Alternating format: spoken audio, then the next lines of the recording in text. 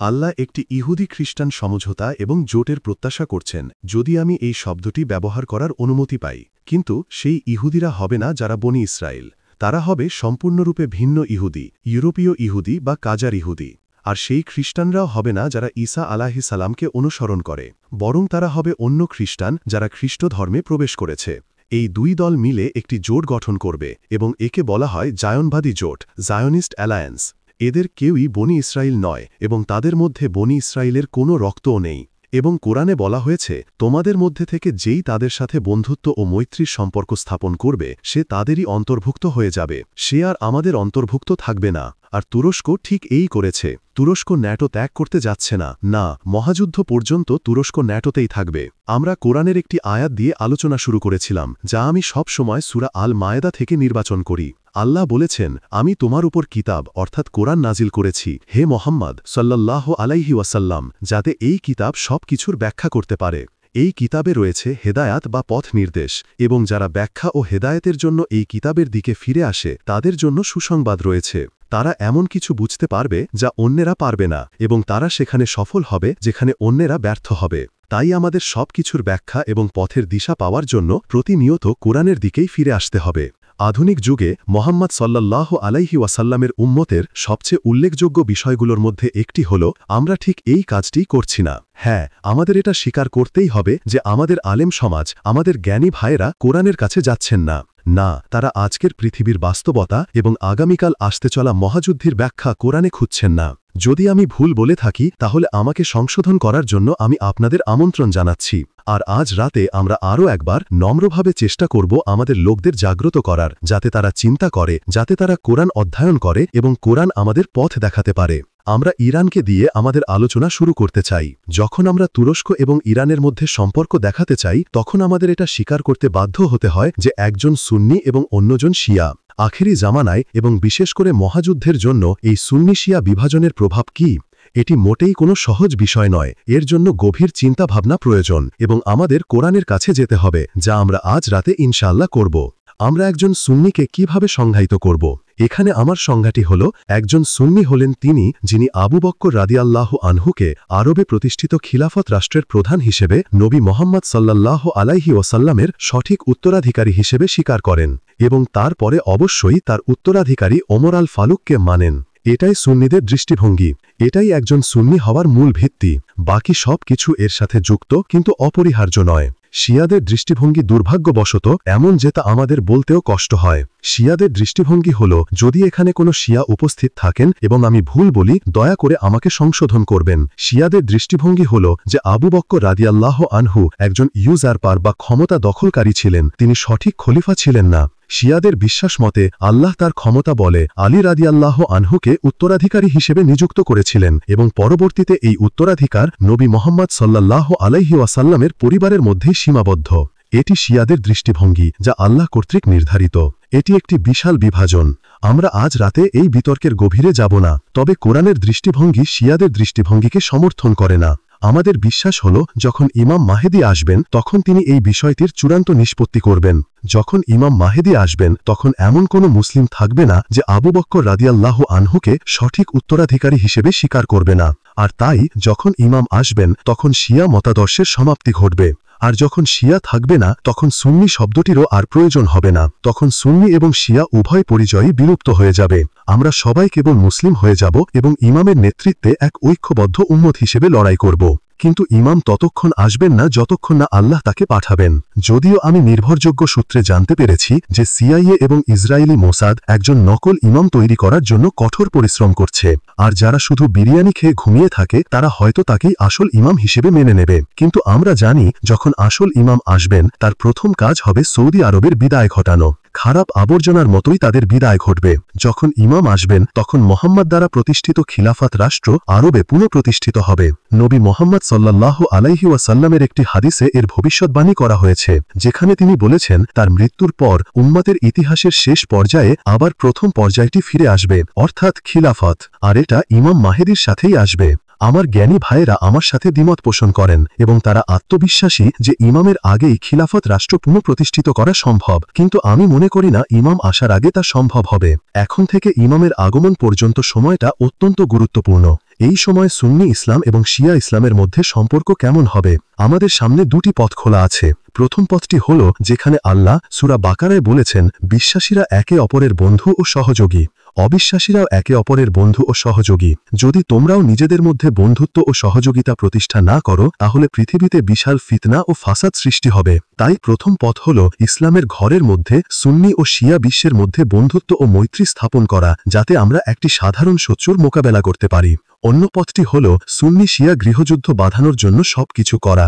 যদি এমন কিছু ঘটে, তবে সবচেয়ে বেশি লাভবান হবে ইসরায়েল রাষ্ট্র। সুতরাং যারা শিয়া ইসলামের সাথে যুদ্ধের ঢাক বাজাচ্ছে, তারা মূলত দাজ্জালের হয়ে কাজ করছে। এই পরিস্থিতিতে সৌদি আরবের ভূমিকা কি? এটা খুবই স্পষ্ট। ইয়েমেনে 5 বছর ধরে যে যুদ্ধ চলছে, তার উদ্দেশ্য হল সুন্নি শিয়া গৃহযুদ্ধ উস্কে দেওয়া। ইরানকে আক্রমণের থ্রেটও এই গৃহযুদ্ধ বাঁধানোর একটি প্রচেষ্টা। সৌদিদের একটি পরিকল্পনা আছে। তারা একটি সুন্নি শিয়া যুদ্ধ চায়, যাতে সেই যুদ্ধ শুরু হওয়ার সাথে সাথে তারা সুন্নি বিশ্বের নেতৃত্ব গ্রহণ করতে পারে। কিন্তু সুন্নি বিশ্বের নেতৃত্বের জন্য আরেকজন প্রতিযোগী রয়েছে, আর সে হল তুরস্ক। ঐতিহাসিকভাবে ওসমানীয় সাম্রাজ্য সব সময় ইরানের শিয়া বিশ্বের সাথে যুদ্ধ করেছে। ওসমানীয়দের দুটি উদ্দেশ্য ছিল: 1, শিয়া ইসলামের বিরুদ্ধে যুদ্ধ, এবং 2, অর্থোডক্স খ্রিস্টান বিশ্বের বিরুদ্ধে যুদ্ধ। এখন যখন আমরা তৃতীয় বিশ্বযুদ্ধের কাছাকাছি চলে এসেছি, তখন আমার মনে হয় তুরস্কের বর্তমান নেতৃত্ব ওসমানীয় ইসলামকে ফিরিয়ে আনার স্বপ্ন দেখছে। তাদের স্বপ্ন হল তুরস্কের সীমানা বাড়ানো এবং সুন্নি বিশ্বের নেতৃত্ব পুনরুদ্ধার করা।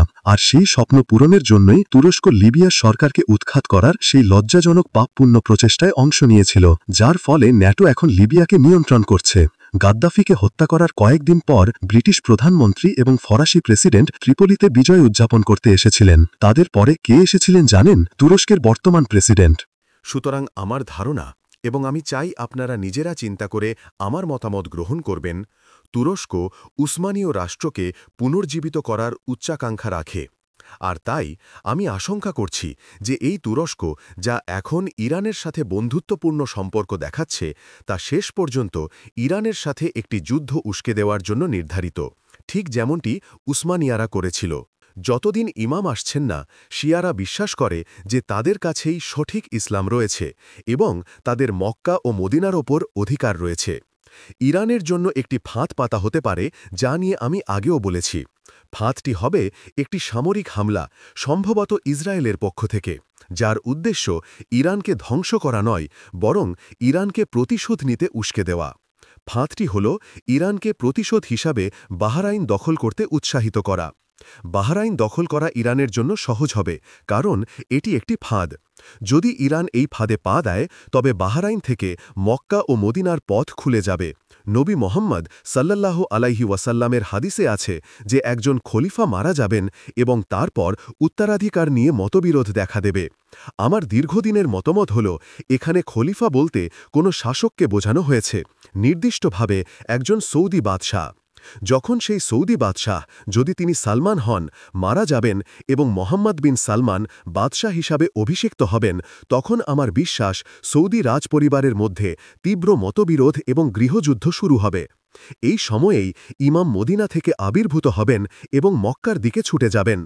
তাহলে আমরা কিভাবে বুঝব যে এটি আসল ইমাম নাকি মোসাদের তৈরি ইমাম? এখানেই ইরানকে সতর্ক থাকতে হবে। ফাঁদটি হল ইরানকে মক্কা ও মদিনার দিকে সামরিক হামলা চালাতে প্ররোচিত করা, যা একটি ভয়াবহ সুন্নি শিয়া গৃহযুদ্ধের সূচনা করবে। আর ইসরায়েল ঠিক এটাই চায়। আমি অনেক দিন ধরেই অনুমান করছিলাম যে আমরা একদিন উত্তর সিরিয়ায় তুরস্কের একটি সামরিক হামলা দেখতে পাব, এবং সম্প্রতি ঠিক সেটাই শুরু হয়েছে। নবী সাল্লাল্লাহু আলাইহি ওয়াসাল্লামের হাদিস অনুযায়ী মালাহামা বা মহাযুদ্ধ উত্তর সিরিয়ায় একটি সামরিক হামলার মাধ্যমে শুরু হবে। যখন মার্কিন প্রেসিডেন্ট উত্তর সিরিয়া থেকে সৈন্য প্রত্যাহারের ঘোষণা দেন, আমি বুঝতে পেরেছিলাম যে এটি একটি পরিকল্পনার অংশ। এটি সিরিয়ায় আমেরিকার পরাজয় নয়, বরং মার্কিন যুক্তরাষ্ট্র এবং তুরস্কের মধ্যে একটি গোপন বোঝাপড়া। আর এই প্রক্রিয়ায় কুর্দিদের বোকা বানানো হয়েছে। এবার চলুন কোরআনের দিকে যাই। সূরা মায়েদায় আল্লাহ বলেন, হে ঈমানদারগণ, তোমরা ইহুদি এবং খ্রিস্টানদের বন্ধু ও মিত্র হিসাবে গ্রহণ করো না। একজন সাধারণ ছাত্র হয়তো ভাববে, এখানে সব ইহুদি ও খ্রিস্টানদের কথা বলা হয়েছে, কিন্তু তা ভুল, কারণ কোরআন স্ববিরোধী নয়। কারণ আল্লাহ অন্য আয়াতে বলেছেন যে শেষ জামানায় এমন এক খ্রিস্টান জাতি থাকবে যারা তোমাদের ভালোবাসায় সবচেয়ে নিকটবর্তী হবে। কোরআন একজন খ্রিস্টান নারীকে বিয়ে করার অনুমতি দেয়। তাহলে আপনি কি আপনার স্ত্রীকে বলবেন, তুমি আমার স্ত্রী হতে পারো কিন্তু বন্ধু হতে পারবে না? এটা স্ববিরোধী। তাহলে আয়াতটির সঠিক অর্থ কি? আল্লাহ এখানে নির্দিষ্ট ইহুদি ও নির্দিষ্ট খ্রিস্টানদের কথা বলছেন। আয়াতের পরের অংশেই উত্তরটি রয়েছে। মোকা তা মিস্তন, যারা নিজেরা একে অপরের বন্ধু ও মিত্র। আল্লাহ এমন এক ইহুদি খ্রিস্টান জোটের কথা বলছেন যা আজ জায়নবাদী জোট নামে পরিচিত, এবং ন্যাটো হল তার সামরিক বাহিনী। আয়াতের শেষাংশটি সবচেয়ে গুরুত্বপূর্ণ। এবং তোমাদের মধ্যে থেকে যেই তাদের এই জোটের সাথে বন্ধুত্ব ও মৈত্রীর সম্পর্ক স্থাপন করবে, সে তাদেরই অন্তর্ভুক্ত হয়ে যাবে, সে আর আমাদের অন্তর্ভুক্ত থাকবে না। আর তুরস্ক ন্যাটোতে যোগ দিয়ে ঠিক এটাই করেছে।